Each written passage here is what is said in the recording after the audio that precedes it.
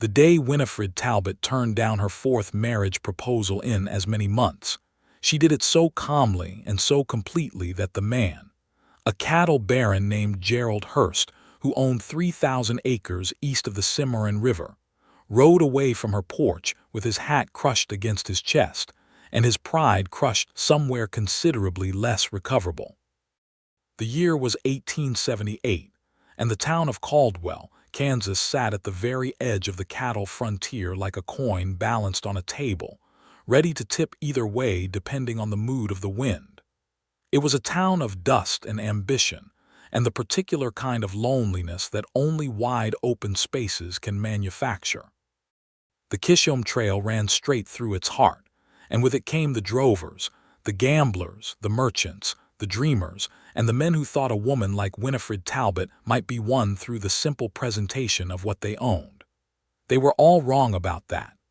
Winifred was 26 years old, which in Caldwell in 1878 meant that the town's more conservative residents had opinions about her unmarried state that she had no interest in hearing. She ran her late father's dry goods store on Main Street with a competence that some men found admirable, and rather more men found unsettling. She kept her dark hair pinned with efficiency rather than vanity, wore practical boots that had seen real work, and had a set of gray eyes that seemed to be perpetually calculating something that most people around her had not yet thought to add up. Her mother, Eleanor Talbot, had died of fever when Winifred was 12. Her father, Samuel Talbot, had died of a bad heart and too much coffee 2 years ago, leaving her the store, a modest house 3 blocks from it, and a reputation for level-headedness that she had earned entirely on her own. She had a younger brother named Percy who was 17 and who helped around the store in the mornings before attending the schoolhouse that a determined woman named Mrs. Hargrove ran out of what had previously been a saloon's back room. Winifred was not cold. People said that about her sometimes, the ones who did not know her well enough to understand the difference between coldness and clarity. She laughed genuinely at things that were genuinely funny. She wept honestly at honest grief. She was generous with the families who could not always make their accounts at the end of the month, and she kept careful track of those generosities not so that she could collect them later, but so that she could know when to offer more. What she was, specifically, was unwilling to be acquired. Gerald Hurst had been the fourth. Before him there had been Dale Morrow, who owned the lumber mill and had sat across from her in the back of the store and explained, with great thoroughness, how much better her life would be under his management. There had been Frank Elroy, a rancher from down near the Oklahoma border who had appeared at her door one Sunday, dressed in his best, and holding a bouquet of wildflowers that he had clearly had someone else pick for him, and who had led with the observation that she was getting on in years and he was willing to overlook it. There had been Thomas Birch, who was actually a decent enough man with a small spread north of town, but who had made his proposal sound so much like a business arrangement that Winifred had felt as though she ought to produce a ledger and ink to sign it. All of them had come to her with their assets arranged before them like goods on a counter. All of them had expected that the right combination of land and cattle and social standing would be the combination that opened her. None of them had been right. The morning after Gerald Hurst rode away with his pride in pieces, Winifred was standing behind the counter of Talbot's dry goods, measuring out flour for old Margaret Severs when the door opened, and a man she did not know walked in. He was not remarkable at first glance, which was itself slightly remarkable in a town where every man seemed to be performing some version of himself. He was tall but not conspicuously so, broad through the shoulders in the way of someone who worked with their body rather than displayed it. His clothes were honest and worn, a canvas shirt with a frayed collar and canvas trousers tucked into boots that had been resoled at least twice. He had a face that had spent considerable time outdoors, brown from the sun, and wind-lined around the eyes in a way that suggested he squinted at a lot of horizons. His hair was a dark reddish brown, a little long, and his jaw carried 3 or 4 days of stubble that he had clearly not been in a position to address. He carried a bedroll and a canvas saddlebag, and he looked around the store with the expression of a man cataloging what he needed, not what he wanted. He settled on a small basket and began moving through the store with the deliberate focus of someone operating on a budget he had already calculated to the cent. "Morning," Winifred said, finishing with Margaret's flour and wrapping it into paper with practiced efficiency. "Morning," he said, not looking up from a shelf of dried beans. Margaret Severs, who was 67 and felt it was her civic duty to know everything about everyone, turned and examined the man with undisguised interest. "Passing through?" she asked. He looked up then, and his eyes were a sort of amber brown, the color of creek water over flat rocks, and they were direct without being aggressive. "Looking for work," he said. "Heard the Calhoun Ranch is hiring drovers." "Heard correctly," Margaret said, pleased to be useful. "You got experience with cattle?" "Some," he said, which in Winifred's observation was the way men who had extensive experience with cattle described it. He brought his basket to the counter when he was done, and Winifred tallied the items without comment. Dried beans, a small bag of cornmeal, a tin of salt pork, a box of sulfur matches, a spool of heavy thread, and a bar of soap. $1.14, she said.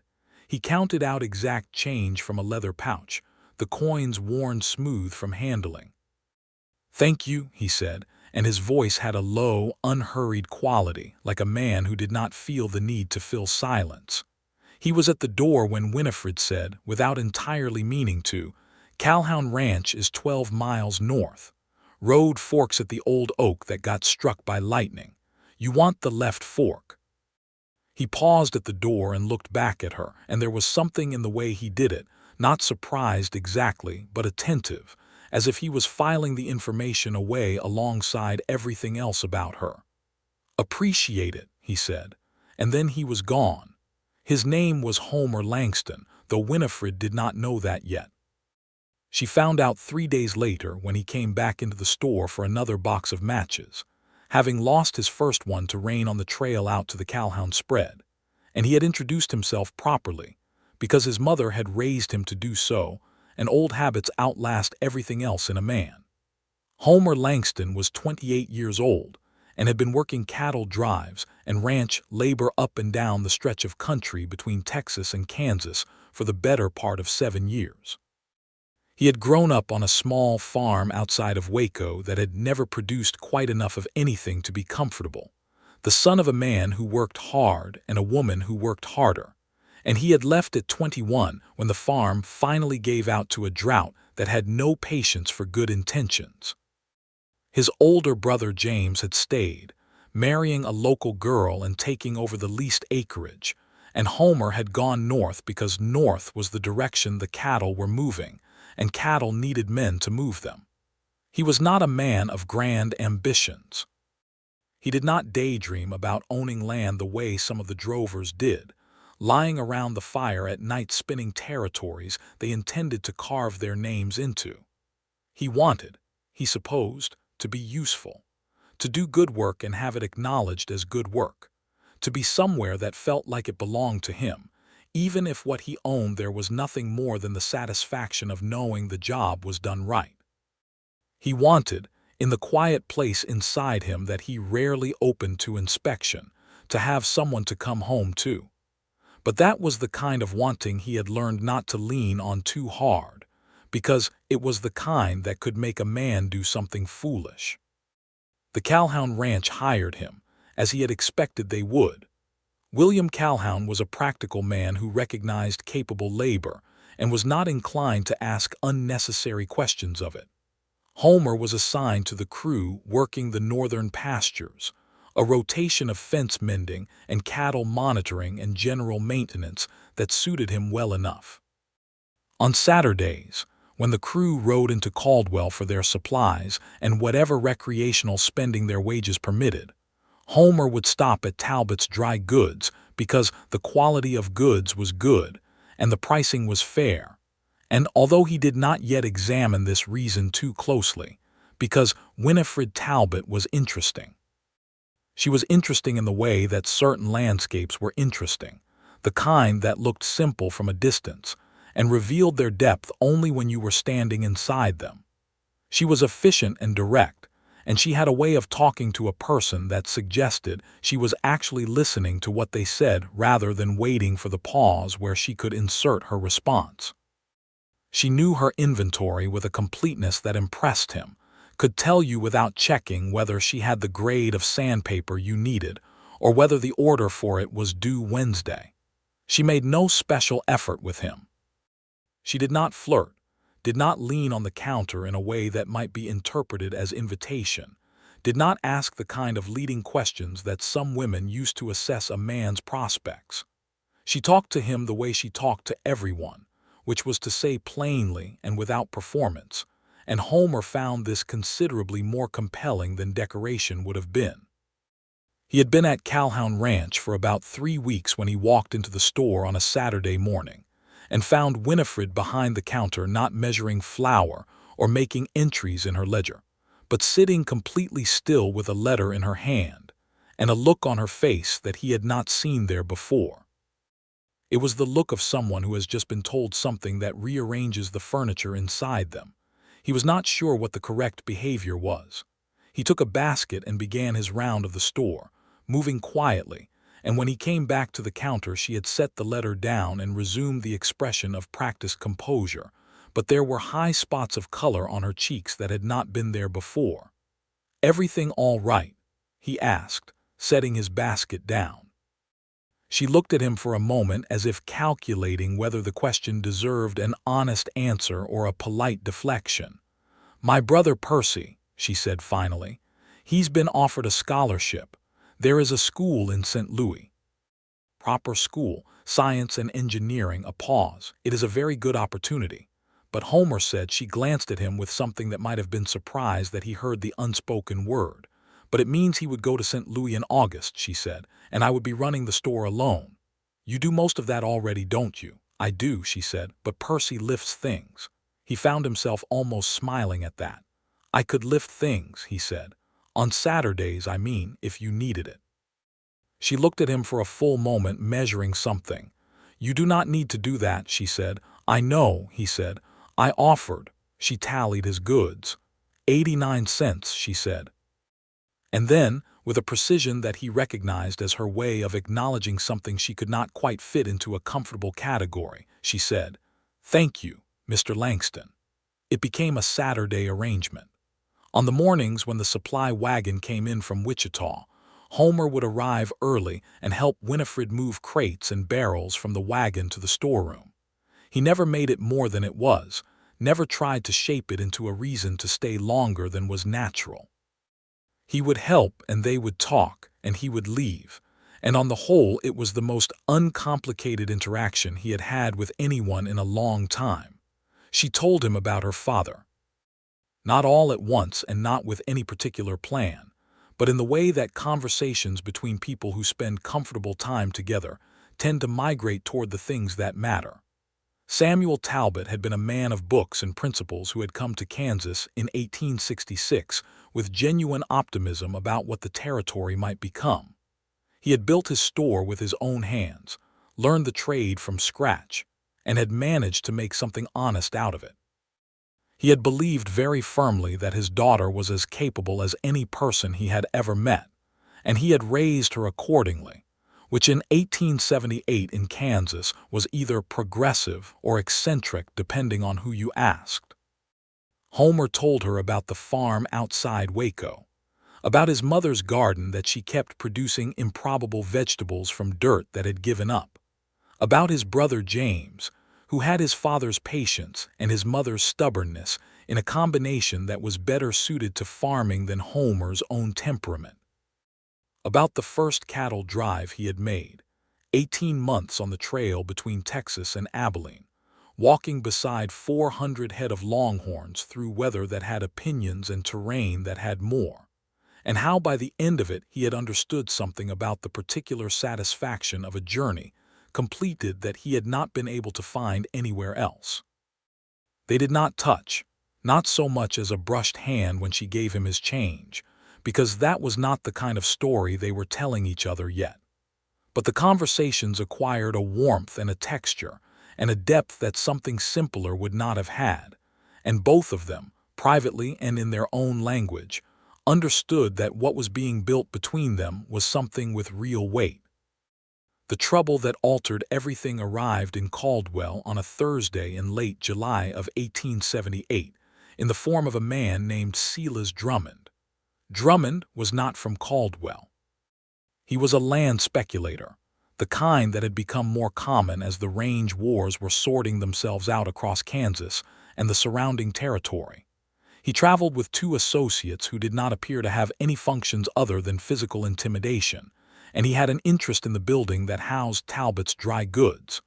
Specifically, he had acquired a debt that Winifred did not know existed.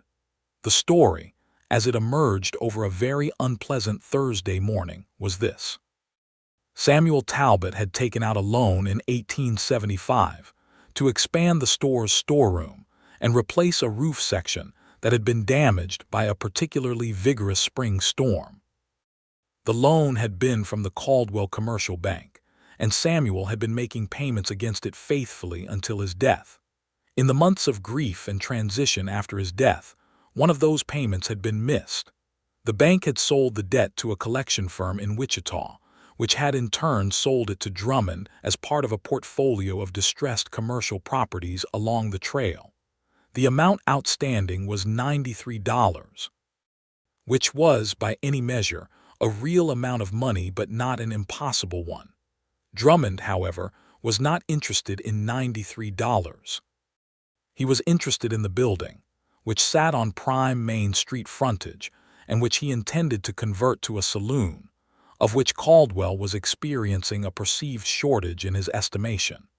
He had accordingly done what men of his particular type tended to do, which was to let the interest accumulate without notifying the debtor, and then present the full amount with a very short payment window attached. The full amount, with what he characterized as legally accumulated interest and administrative fees, was $412. He gave her 10 days. The two men with him leaned against various things and looked purposeful. Winifred did not let him see her shake, but she shook. When they left, she stood behind her counter and pressed both hands flat against it and breathed deliberately and thought through everything she knew, which was that $412 was more than she kept in the store's account, and more than she could borrow quickly from anyone in Caldwell without consequences she did not want to carry. Percy, when he came in after school and she told him, went pale. "I will not go to St. Louis," he said immediately.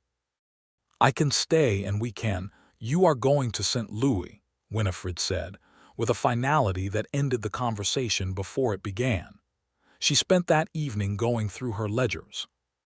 She spent the next morning going to see Franklin Morse, who was the nearest thing Caldwell had to a lawyer.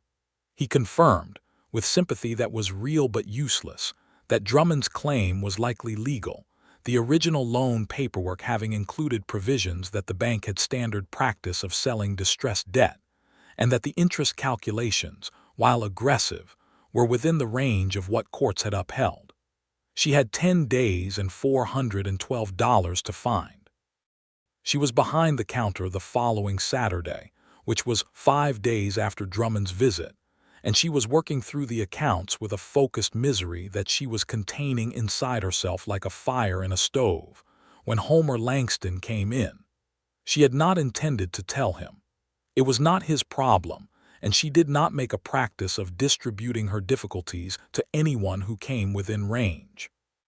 But he had the Saturday manner with her, moving through the store with familiarity, and when he came to the counter he took one look at her face and said, quietly, "What is it?" she told him. Not as a plea and not as an invitation for rescue, but because he asked directly and she had grown, over these Saturdays, into the habit of telling him true things. He listened without interrupting, which was one of the things she had come to understand about him, that he was a listener before he was anything else. When she finished, he was quiet for a moment, turning the situation over with the same deliberate care he applied to fence posts and saddle repairs. "That number," he said. 412, Yes, I have some savings, he said. Not that amount, but some. Homer. She used his given name without thinking and then heard herself do it. No. I'm not offering a loan, he said.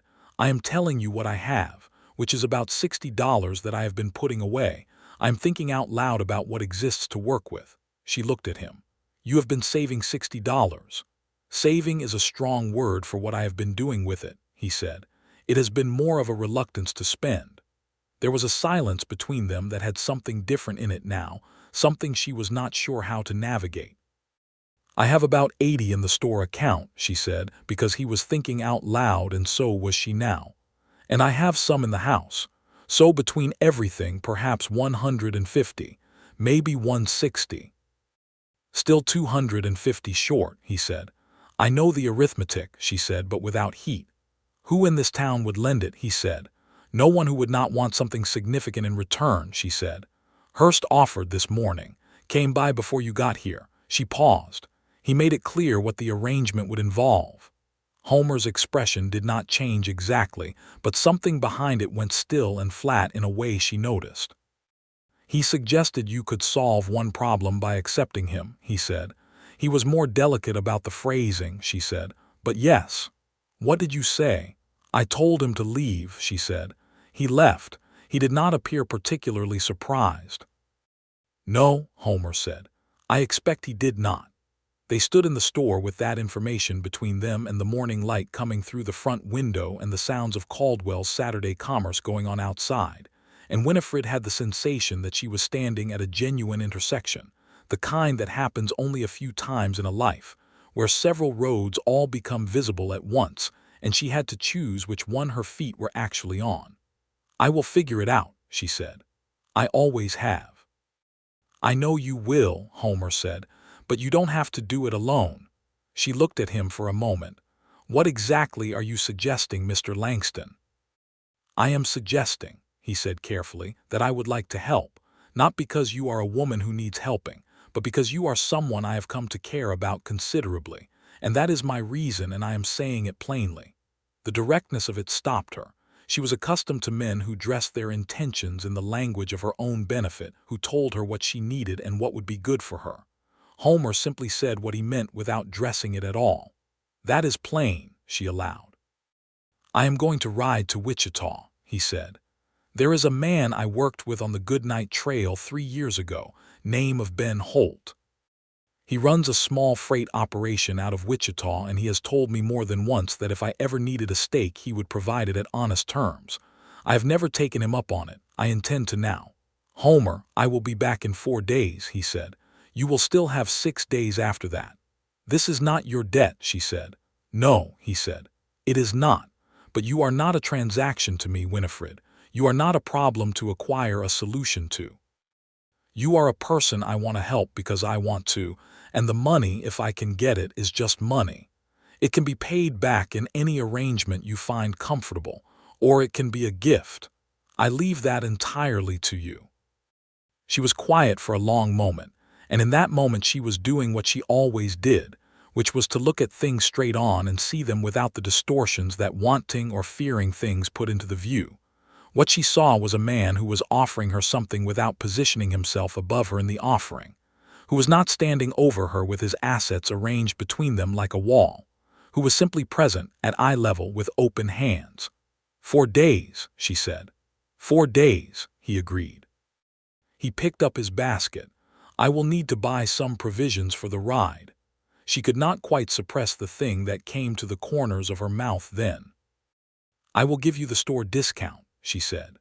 Homer Langston rode out of Caldwell toward Wichita that Saturday afternoon on a borrowed horse, because his own was being reshod at the livery in time, was the thing he did not have to spare. He pushed hard and arrived in Wichita on Sunday evening, dust-covered and stiff-backed, and located Ben Holt's freight office on the commercial street that ran alongside the Arkansas River. Ben Holt was a compact, energetic man of about 45, who had a red beard going gray and the permanent squint of someone who had spent decades calculating distances. He listened to Homer's explanation, asked 3 or 4 precise questions, established to his satisfaction that Homer was not being foolish or impulsive, and agreed to the loan at terms that were honest, exactly as he had always said he would. The amount was $260. Homer wrote out an agreement in Ben's office that committed him to monthly repayment from his wages at Calhoun Ranch, which would mean lean months but not impossible ones.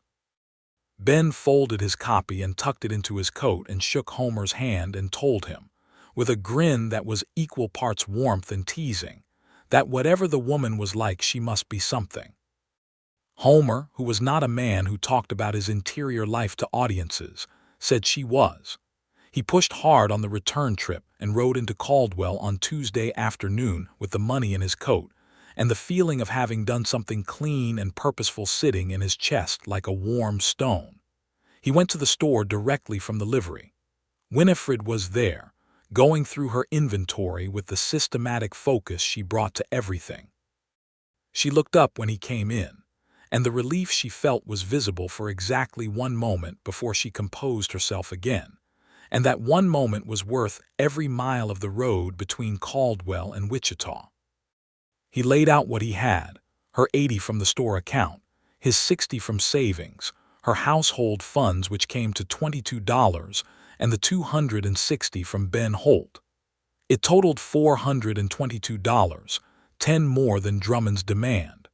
They went together to Franklin Morse's office the next morning, and Morse drafted the payment letter with appropriate legal language, and they delivered it to Drummond at his hotel.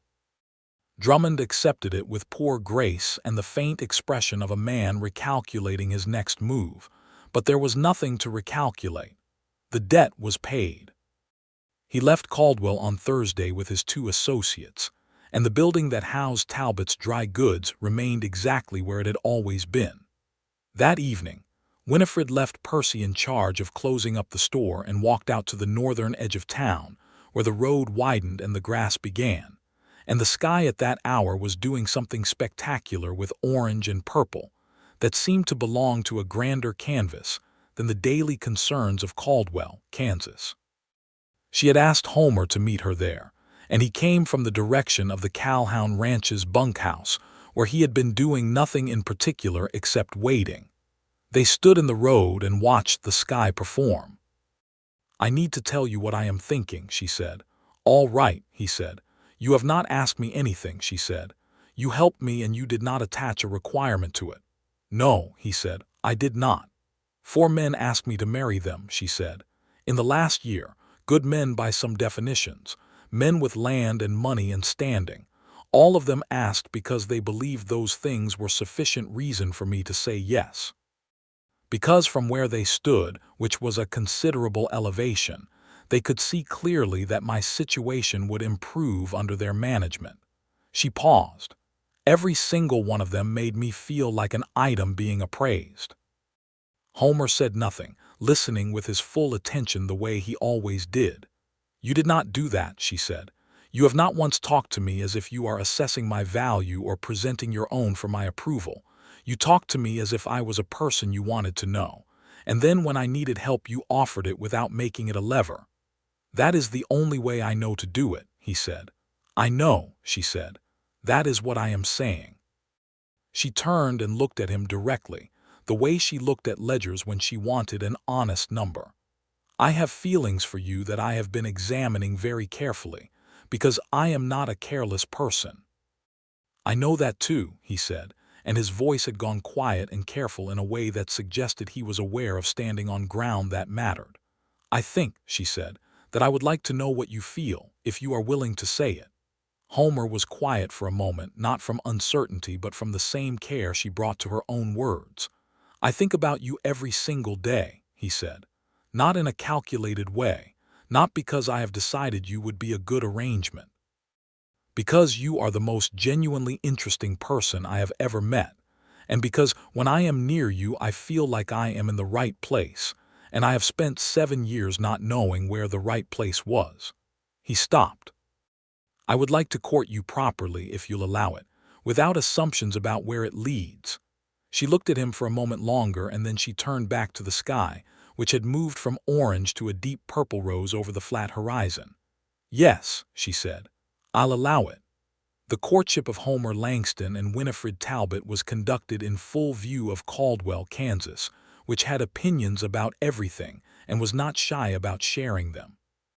The general assessment settled around cautious optimism mixed with the town's habitual skepticism about outcomes, because Caldwell was a place where things came and went, and very few of them stayed. Homer came to the store on Saturdays as he had been doing, and now also on Tuesday and Thursday evenings, when the day's work at Calhoun Ranch permitted.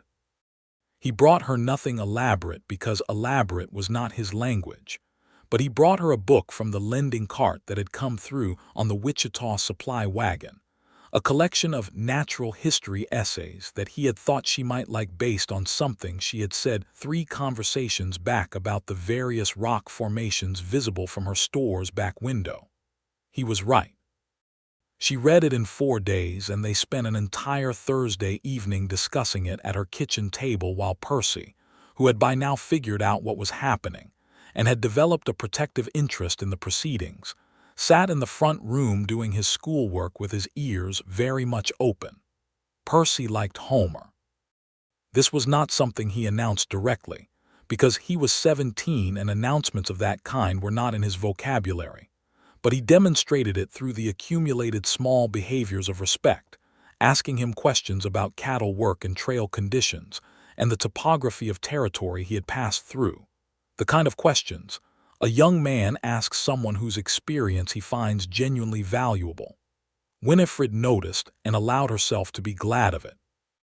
The weeks of August moved through the particular heat of a Kansas summer, the kind that flattened the days and made the evenings precious. And within those evenings, something grew between Homer and Winifred that had the quality of a well-laid foundation, not showy but solid, built from the right materials and laid down with attention to level. She showed him the books her father had kept, not the financial ledgers but the personal ones, a series of journals that Samuel Talbot had maintained for 30 years. Homer read the sections she marked for him and understood, with the reading, what kind of man had formed her, and what she had inherited from him, and what she had added to it herself. He told her about the one time on the Kishome Trail that he had been genuinely afraid, not of weather or cattle or the routine dangers of the work, but in a moment of stopping on a high piece of ground and looking at the world in all 4 directions and feeling suddenly, completely alone in it. He had never told anyone that, and did not know why he told her except that she received things without judgment and filed them in a place that felt careful. She told him about the days after her father's death, the practical grief of it, the way the store had been both a comfort and a weight, something she had to keep running precisely because she could not afford to put it down. She told him about the loneliness of being competent, the particular kind that comes from people assuming that because you are managing well you are not struggling at all. He heard that with the seriousness it deserved and did not try to fix it or reframe it, which was the only right response and the one she had never received before. Percy left for St. Louis in the 2nd week of August, on the eastbound stage that came through Caldwell on its Wednesday run. Winifred stood at the stage office and watched her 17-year-old brother climb into the coach with a trunk of clothes and a box of books, and the particular combination of terror and excitement that is the exclusive property of people about to begin a great undertaking. She kissed his forehead and told him to write and told him to study hard and told him she was proud of him, all of which were true. And when the stage pulled away, she stood in the road and watched it until the dust closed over it. Homer was standing beside her, not touching her because they had not arrived at touching yet, but present, which was what she needed. After a moment she said, "He is going to be magnificent." "Yes," Homer said, "he is." She took a breath. "Come to supper Friday," she said. "I will cook something that is not beans." "I would like that very much," he said. Friday supper became a regular event. Winifred cooked with the same focused competence she brought to everything, which meant the food was honest and good without being fussy.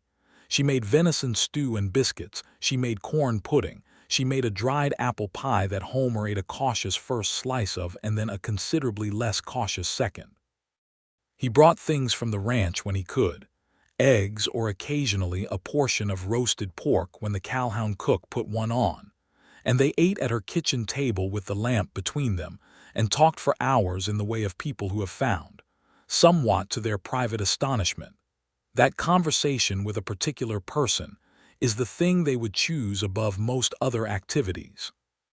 He met her friends, the small circle of women she was genuinely close to, including Clara Whitmore, who was married to the town's blacksmith and was the kind of warm, perceptive person who within 20 minutes of meeting Homer looked at Winifred across a shared table and raised her eyebrows in the expression that meant he is exactly right for you, and Winifred responded with the expression that meant yes, I know, please stop making faces at me.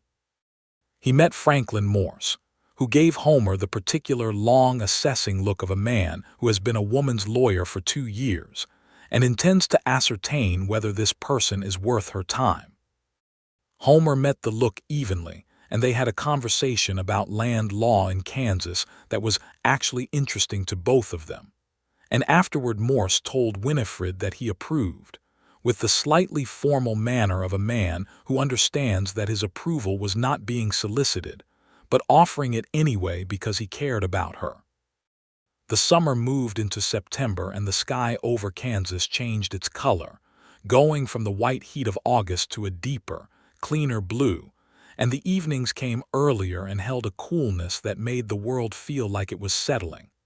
There were hard moments in it too, as there are in any true thing.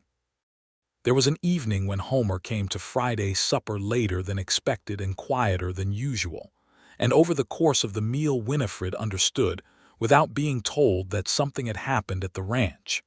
After supper she asked him directly. One of the younger drovers, a boy named Aaron who was 19 and had been with the cowhound outfit for 1 season, had been thrown from a horse that afternoon. He was alive but badly hurt, ribs and collarbone, and a head wound that the doctor in Caldwell had attended to with appropriate concern. Aaron had no family in Kansas. He had come up from Texas on his own, the way many of them did. He is 17 days past his pay period, Homer said. Cowhound is fair, but he is going to dock the days he cannot work. Winifred was quiet for a moment. How much would it be? $12, maybe $13, Homer said. Not a fortune, but it is what stands between him and comfortable recovery or uncomfortable one. I have it in the store account, Winifred said. I was not asking, Homer said quickly. I know, she said. I am offering, the same way you offered me, if you recall. He looked at her across the table, and that amber-brown look was doing something that she had come to recognize. Not sentimental exactly, but profoundly steady. The look of a man who finds himself in the right place and knows it. I'll pay you back on his behalf, he said. You absolutely will not, she said. Get the money to him. He can pay it forward when he is in a position to. It was a small thing, and it was a large thing simultaneously, the way the small things between two people often are when they reveal who each person actually is when no one is performing. Aaron recovered. He sent a note to Winifred 3 weeks later, written in a hand that suggested he had not done much writing in his life, thanking her. She put it in the small box where she kept things that mattered. October came to Caldwell with the full force of the season, the light going golden and sharp, the cottonwoods along the creek turning a yellow so clean it looked theoretical. The cattle drives that came up the Kishom Trail were reaching their end-of-season rush, the last herds before winter closed the roads, and the town was loud with it for 2 weeks and then abruptly, almost shockingly quiet when it was over. The quiet settled like sediment. It was on a Monday, in the second week of October, that Gerald Hurst came back. He came to the store in the late morning with a different manner than his first proposal, less expansive and more direct, which Winifred understood was his attempt to correct for what had not worked previously. He had been informed, through the machinery of small-town information, that she and Homer Langston were spending considerable time together, and he had arrived with the intention of making one more argument for his own case. He was not unkind about it. He was, in fact, more honest than he had been before. He told her that he respected her considerably, that he had been arrogant in his first approach, that he understood now that she was not interested in what he owned and was asking whether she might be interested in who he was. He was a better version of himself in that conversation than he had been in any previous one. Winifred listened to all of it. When he finished, she said, with the directness that was her signature, "I appreciate the honesty, and I mean that genuinely. But my heart is already engaged elsewhere, and that is the true answer to every version of the question you could ask." Hearst looked at her for a moment and then nodded, a single precise motion, and said, "Then I will not trouble you further." And he did not. He was not a bad man. He was a man who had mistaken acquisition for affection for most of his adult life and was in the early stages of understanding the difference. He left Caldwell in December for his ranch east of the Cimarron, and the following spring he married a woman from Wichita who had met him at his honest level and found him quite acceptable there. But that was later. In October, Winifred finished the morning's accounting, and that evening at Friday's supper told Homer about the conversation. Homer absorbed it with his characteristic stillness. "He was honest this time," he said. "He was," she agreed. "Does that change anything?" She looked at him with the direct gray gaze that he had come to feel like a gift when it was aimed at him. "No," she said.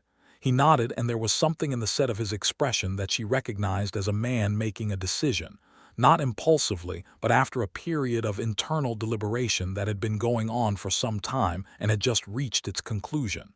He stood up from the table. He did not do what she might have expected. He did not straighten his jacket or clear his throat or assume the posture of formal presentation. He moved around the table and he went down on one knee beside her chair, not in a smooth, practiced motion, but in the honest way of a man whose boots were still dirty from the day's work and whose knee landed in a small patch of mud that had come in on those boots and spread to the kitchen floor. And he looked up at her from that position, below her, not above her, not arrayed in the presentation of his qualities and prospects, but simply present and upward-looking and open. "Winifred," he said, "I have loved you since the morning you told me to take the left fork at the Lightning Oak. I have loved you all through these months with an honesty that I have never felt about anything before. I am not a man with land. I have $60 of savings minus what I still owe Ben Holt, and a good reputation for work and a willingness to build something rather than simply present it." He paused. "I am asking you to marry me, not because it would be good for the store or because it is the logical thing or because I have anything arranged for your benefit. Because you are my favorite person in the world, and every day I am away from you I am aware of the absence. I am asking from where I am, which is here on my knees in the mud, and I think that is where this question belongs." Winifred Talbot looked at him for a long moment. Later she would not be able to say how long exactly, because time had done something unusual in it, the way it sometimes does when the important things happen. She had refused Gerald Hearst, who had come to her with 3,000 acres. She had refused Dale Morrow, who had come to her with a mill. She had refused Frank Elray, who had come to her with the beneficence of his willingness to overlook her age. She had refused Thomas Birch, who had come to her with paperwork. Homer Langston came to her with himself. "Yes," she said. The word was simple and final and complete, the way the best words always are, and it landed in the kitchen like something that had been looking for that exact surface for a long time. Homer's exhale was a quiet, profound thing. He rose from his knee, and she stood at the same moment, and they were face to face in the lamplight. And he took her face in his hands with a gentleness that said exactly what his words had said. And he kissed her for the first time. And the first kiss between two people who have been honest with each other for months is not tentative or exploratory, but immediately, completely understood. When they separated, she was laughing, and the laugh was the unguarded kind, the laugh that lives below all the competence and the management and the composed gray gaze, and he was looking at her as if she was the most significant thing he had ever been in the vicinity of. "There is mud on your knee," she said. "I know," he said. "I will add soap to your Saturday order," she said. He pulled her back to him and held her with his face in her hair, and she pressed her hands against his chest and felt the solid reality of him, this specific and irreplaceable person who had arrived from the direction of an impossible horizon and turned out to be exactly what she had not known she was waiting for. They were married in November of 1878 at the small Presbyterian church on the south end of Caldwell, which was conducted by Reverend Paul Whitfield, who had a good steady voice for ceremonies and no objection to marriages that had clearly been arranged by two sensible adults without his intervention. Clara Whitmore stood with Winifred, and a drover from Calhoun Ranch named Dale Petrie, who was Homer's closest friend among the crew, stood with Homer. Winifred wore a dress she had made herself from a length of deep blue wool that she had ordered from the Wichita supplier, and which had cost her considerably more than she typically spent on fabric for herself, and which was worth it. She wore her mother's small garnet earrings, and her hair pinned up with more care than usual but not more care than she was comfortable with, which was the right calibration. Homer wore his best clothes, which were not the best clothes in the room but which were clean and pressed, and fit him with the honesty of clothes that had not been purchased for performance. He had his boots polished to the standard that 7 years of trail work had taught him to maintain. Percy wrote from St. Louis. His letter arrived the day before the ceremony, 3 pages in the careful hand of a young man who had been attending a proper school for 3 months and could feel his own mind changing, and was equal parts exhilarated and overwhelmed by it.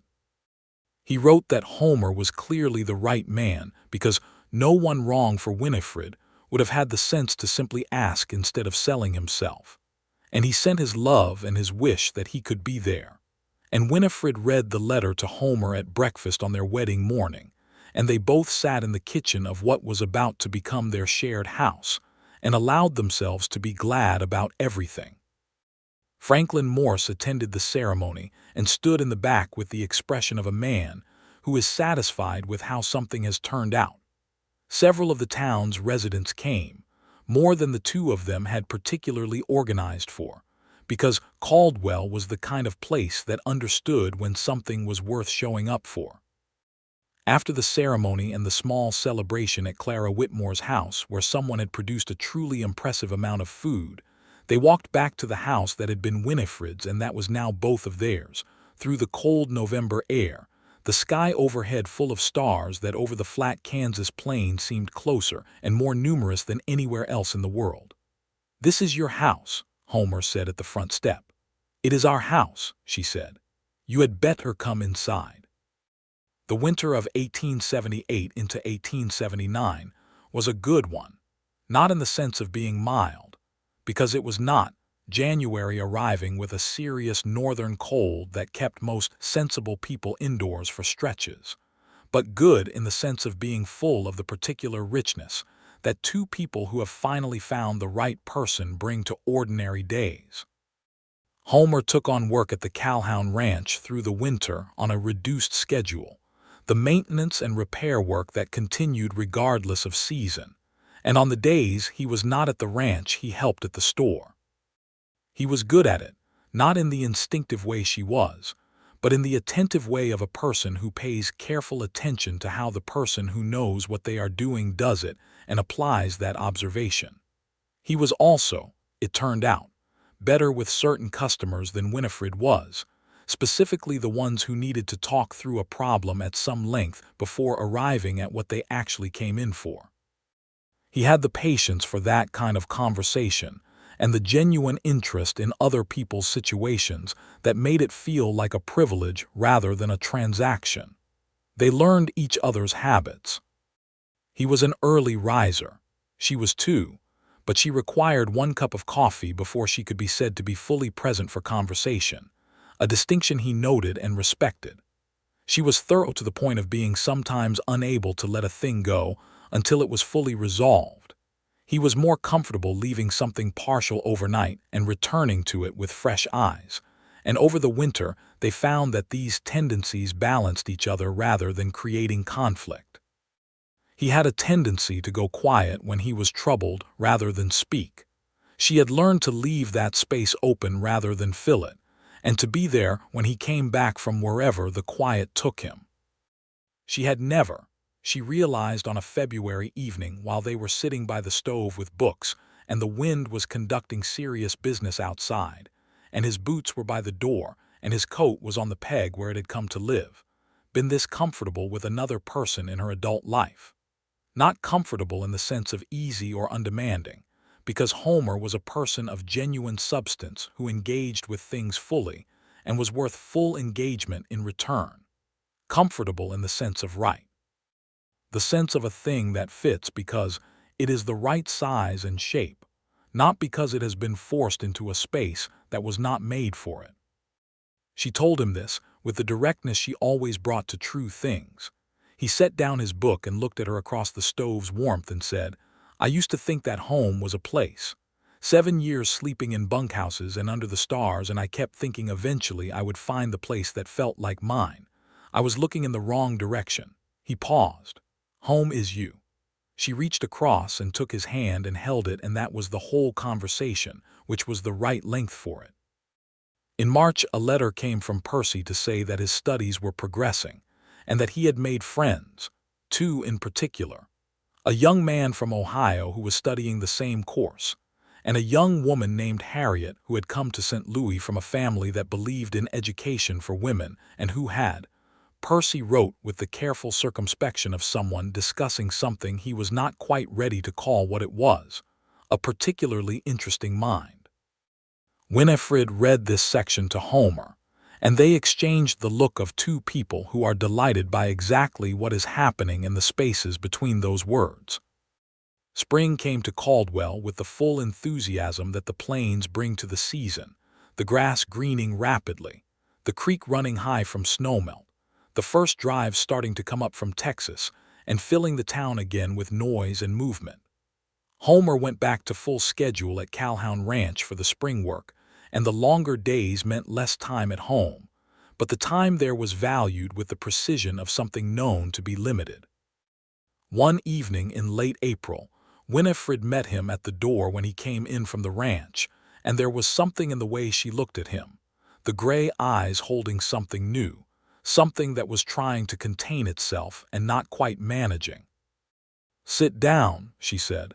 He sat at the kitchen table with his hat in his hands and watched her with full attention. "I am going to have a baby," she said. The silence that followed this was about 4 seconds long, and in those 4 seconds Homer Langston went through a series of interior states that were visible on his face in the way of a man who has not had time to put on the social version of his expression, which meant she saw all of them, the surprise and the awe and the specific kind of joy that is almost indistinguishable from fear, because the thing you feel it about matters so much. "Winifred," he said, and his voice had gone rough in the way it sometimes did when something moved him. "I believe it happened in February," she said, with her characteristic precision about such things, which would put the arrival in November. He stood up and crossed the kitchen and held her carefully, as if she had become briefly fragile, which she had not, and both of them knew it, but the gesture was right anyway. She pressed her face against his neck and felt the strong beat of his heart and the warmth of his breath and thought, with a clarity that went all the way down, that this was the life she had chosen, and it was more than she had let herself imagine. The pregnancy went well. Winifred continued working the store through the summer with the same efficiency she brought to everything, adjusting the arrangement of things behind the counter as necessary, and accepting the help Homer gave her without resistance, which represented a genuine personal evolution she privately acknowledged. Clara Whitmore visited often and was an excellent source of practical information, having 2 children of her own. The town was, in its way, supportive, the kind of communal regard that a well-liked person receives when their happiness intersects with an event that everyone can find something to feel good about. Letters went to Percy.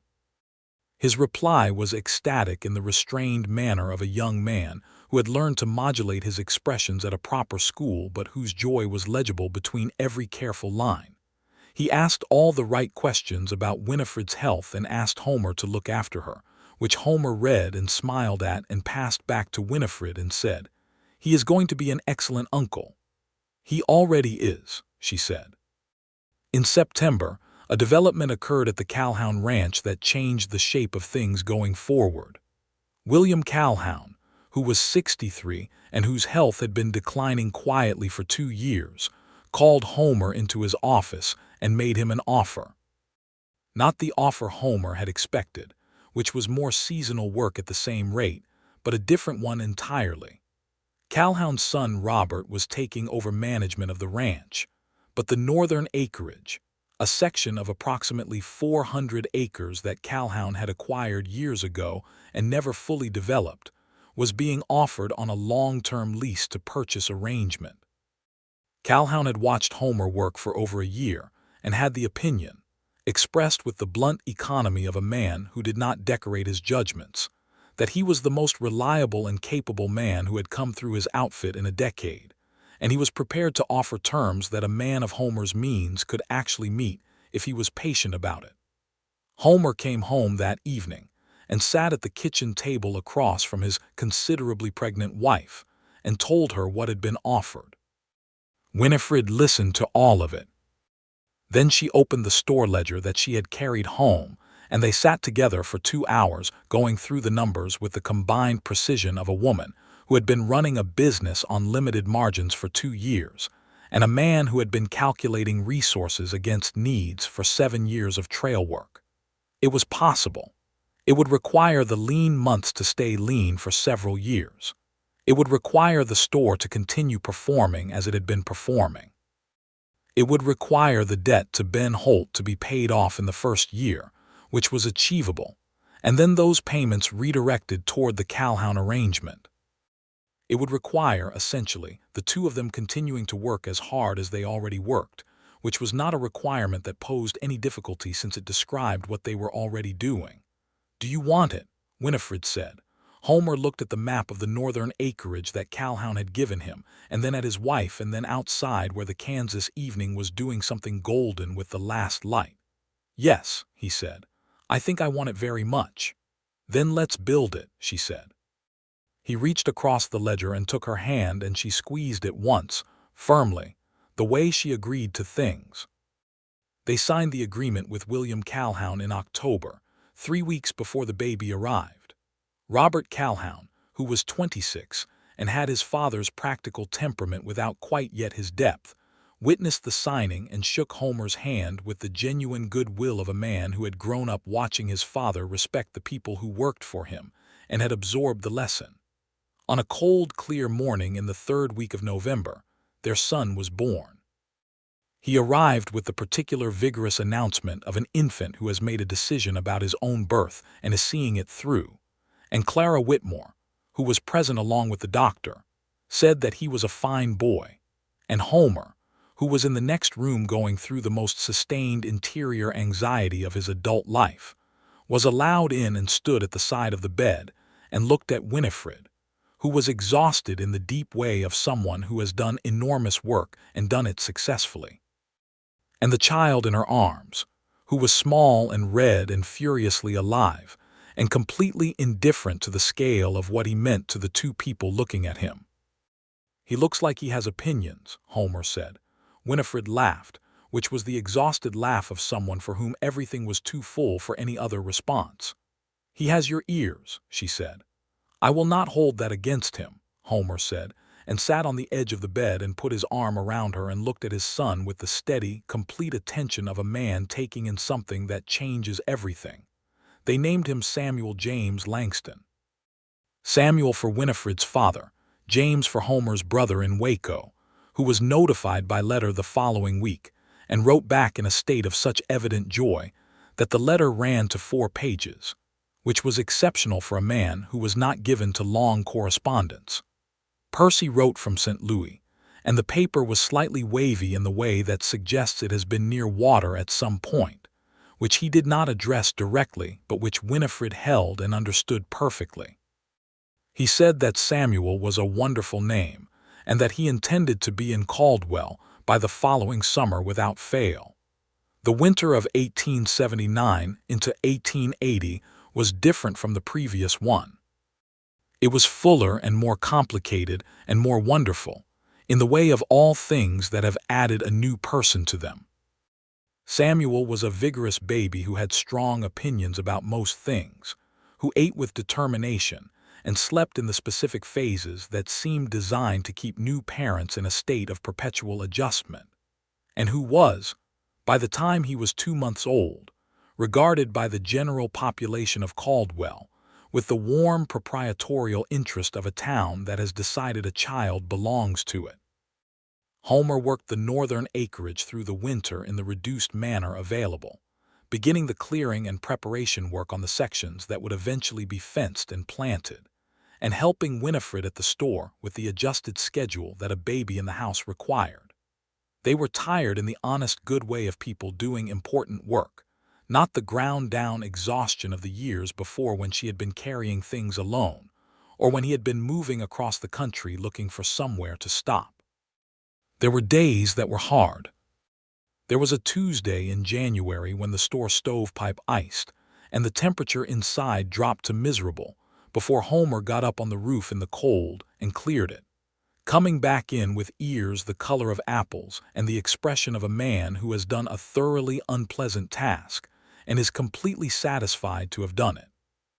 There was a Wednesday when Samuel had a fever that ran high enough to require the doctor, and both Homer and Winifred operated through that day in the particular focused fear of parents navigating a sick child, which passes into relief when the fever breaks, and the relief is as large as the fear was. But the days were mostly good. The evenings by the stove were mostly good. The mornings when Homer brought her coffee before the baby woke were mostly good, and many of them were better than good. Many of them were exactly right. Spring came again. Percy came home in June as promised. He was 18 now and taller than he had left, with the bearing of a young man who had been at school among serious people and had grown into something more considered and deliberate than the boy who had climbed into the eastbound stage. He carried Harriet's name into the house inside the first 10 minutes of his arrival, casually, and with the precision of someone who has practiced being casual about something important. And Winifred caught Homer's eye over Percy's head, and Homer smiled into his coffee cup. Percy held his nephew with the complete seriousness of someone who understands that they are being assessed by a small person and wishes to make a good impression. Samuel, who was 7 months old and had developed a considered approach to new faces, stared at his uncle for a long moment and then grabbed his nose, which Percy accepted as enthusiastic endorsement. Homer and Percy spent 3 days out on the northern acreage together, Percy learning what Homer was building and what the eventual shape of it was meant to be. The small cattle operation on the northern sections, and the kitchen garden that Winifred had already started on the house plot, and the plan for expanding it. The way the whole thing fit together as a going concern that would eventually not require Homer to work for anyone else, because it would be sufficiently its own thing. Percy came back from those 3 days with the look of a young man who has seen something he respects and said to Winifred, "He is building something real." "I know," she said. "He is also very clearly completely in love with you," Percy said, with the directness of a younger sibling for whom observation of the obvious is a matter of record. "I know that too," she said. Percy went back to St. Louis in August for his 2nd year, and Harriet from St. Louis did in fact become Harriet Talbot the following spring when Percy, at 19, married her in a ceremony that Winifred and Homer made the trip east for, leaving Samuel with Clara Whitmore for 4 days, and spending the journey in a combination of genuine celebration for Percy and the slightly suspended, holiday quality of 2 people away from their ordinary life in a place that is new to them. St.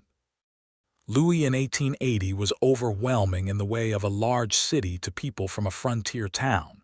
Winifred, who was adaptable and sharp, navigated it with fascination. Homer, who had always been most comfortable in open spaces, moved through it with the patient observation of someone taking notes on a foreign country. They attended Percy's wedding at a church that was considerably grander than Reverend Whitfield's operation in Caldwell, and they stood in the pew beside each other with their hands touching at the little finger in the way they had developed over 2 years of standing next to each other, and watched Percy marry Harriet, who was a composed young woman with intelligent eyes who clearly adored Percy and had no patience for nonsense, which in Winifred's assessment was exactly right.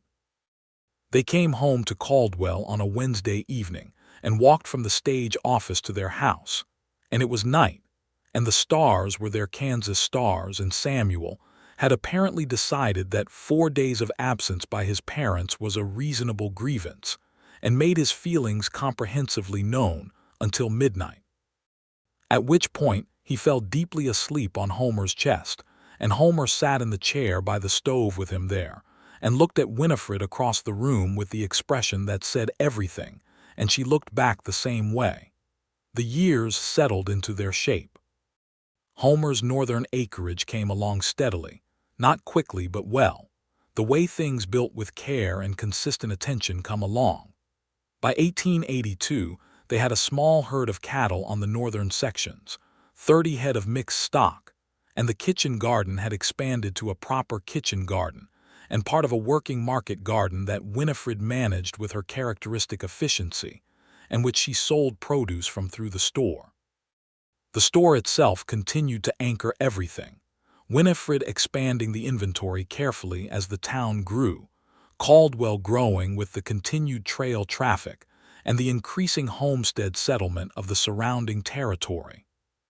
She hired a boy from town to help on the busy days and taught him the inventory system with the patience she brought to anything worth teaching properly.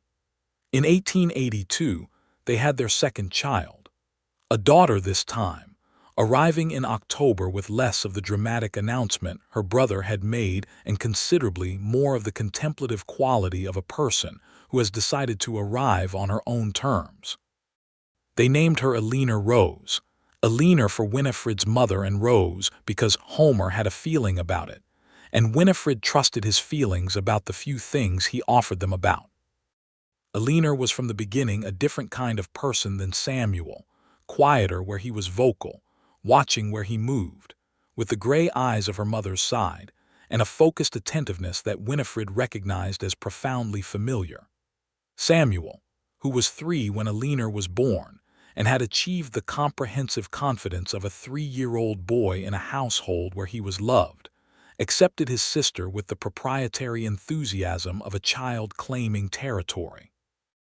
Homer, who had spent most of his adult life moving and now had reason to stay, tended to stand sometimes at the door of whatever room his family was in and take it in with the full attention he brought to things that mattered, the way he had once stood at Trail's End and looked at the country in all 4 directions and felt alone in it. He was not alone in it anymore. Letters from Percy and Harriet in St. Louis arrived regularly. Percy was progressing at his school and had been asked to assist in teaching the junior students, which thrilled him. Harriet, who had her own ambitions and the temperament to pursue them, had begun working with a women's education society and wrote about the work with a passion that made her letters long and dense and completely engaging.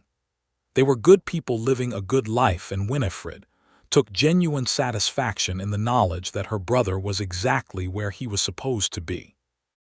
One evening, in the fall of 1882, Winifred was closing up the store at the end of a long day, going through the final entries in the ledger, when Homer came in from the acreage with a smear of earth on his jaw and Eleanor on his hip, Eleanor having apparently accompanied him for the afternoon portion of the work and developed strong opinions about coming home.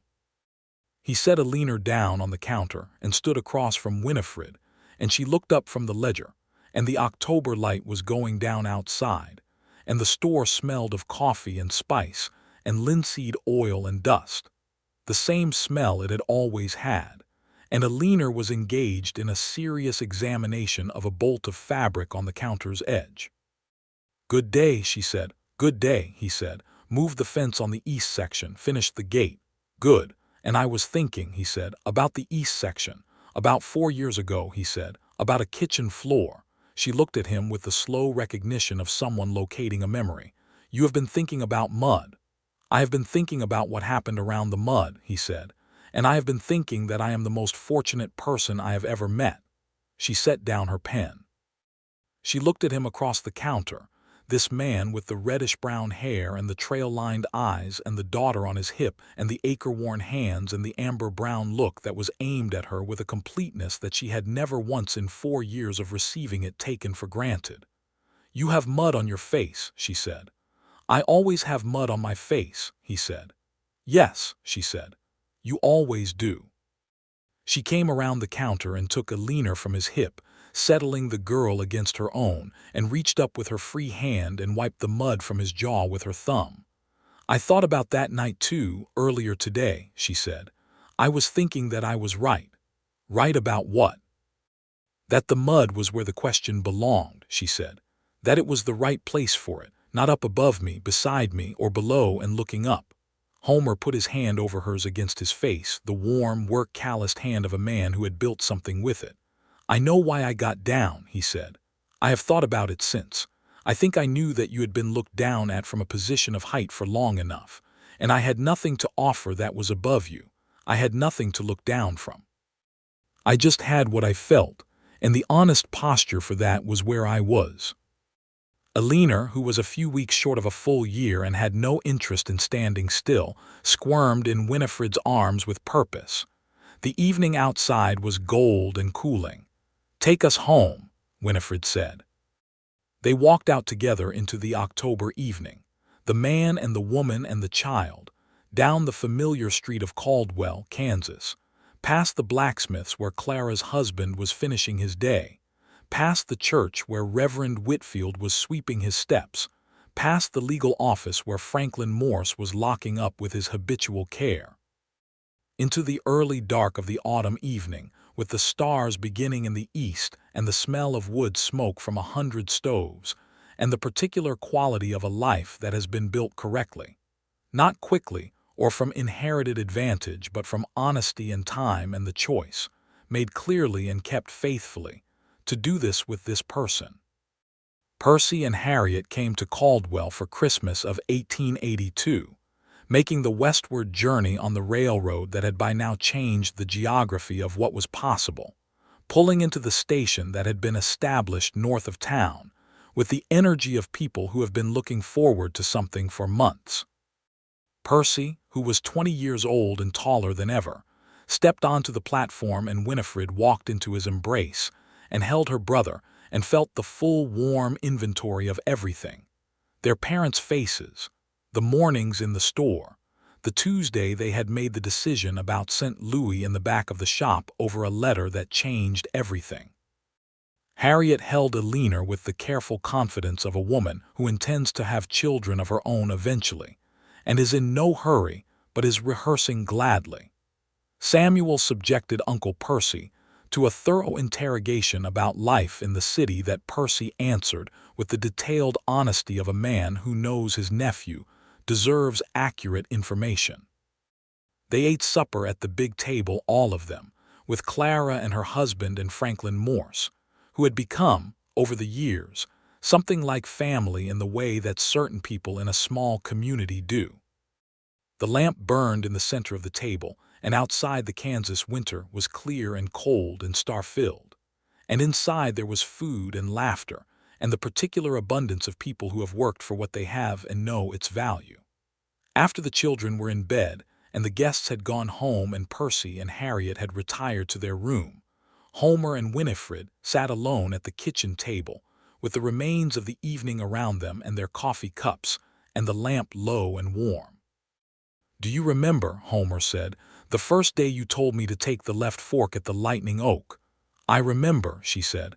"I was not sure why I said it. I almost didn't." "I am glad you did," he said. "So am I," she said. She looked at him across the table, her husband, the father of her children, the man who had asked from his knees without agenda or leverage, who had been building something real with his hands and his heart for 4 years now. "I am so glad I did." He reached across the table and she gave him her hand, and they sat in the kitchen of their house with the fire in the stove and the sound of the Kansas winter outside, and the whole of what they had made together surrounding them on all sides, warm and solid and entirely, blessedly their own. The store would be there in the morning. The acreage was waiting for spring. Samuel would wake before the sun and have things to say about it. Eleanor would follow with the quiet, focused attentiveness of a girl who intended to understand everything. Letters would come from St. Louis with news of the life Percy and Harriet were building.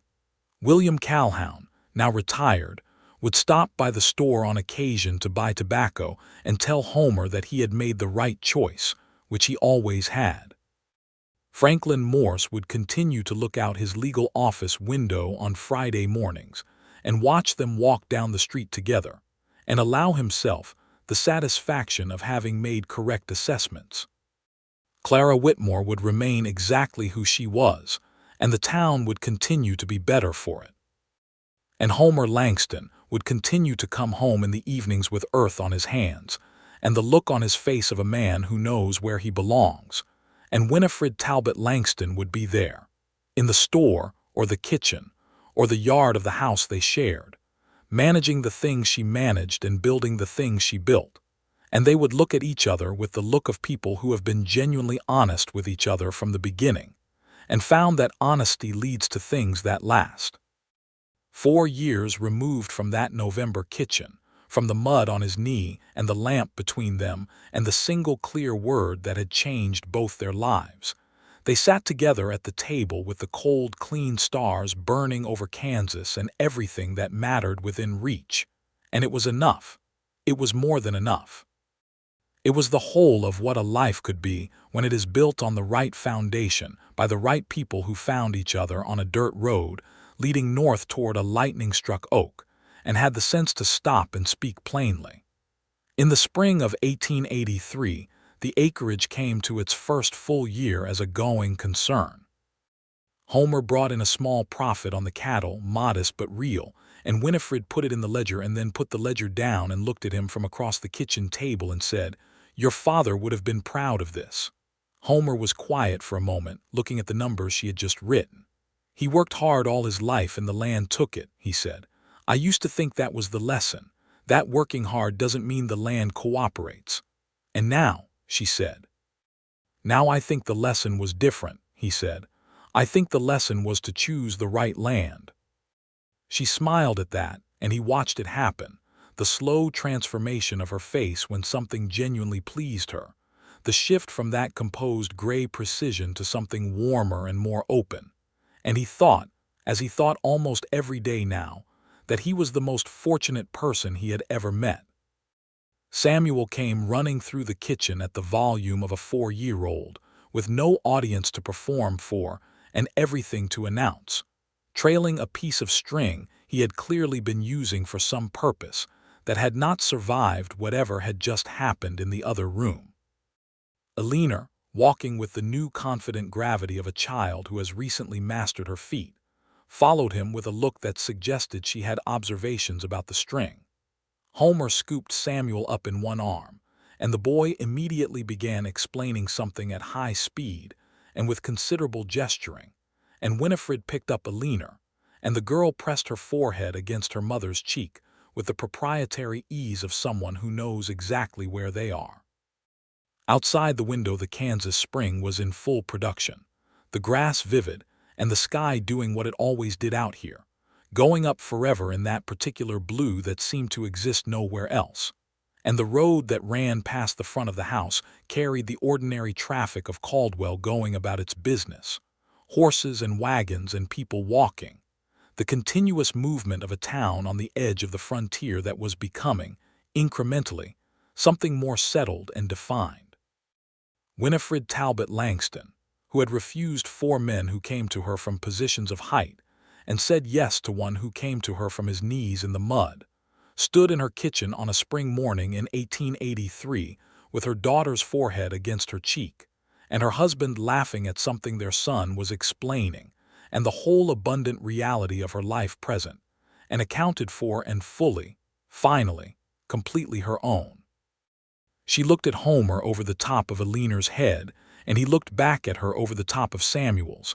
And the look between them was the look they had developed over 4 years of mornings like this. The look that said, I know and I am glad and yes. This, always this. Outside, a meadowlark was doing something magnificent with the morning from a fence post on the edge of the yard, pouring its whole self into the clear spring air. And Caldwell, Kansas went on about its business under an endless sky, and the Langston family stood in their kitchen and were happy.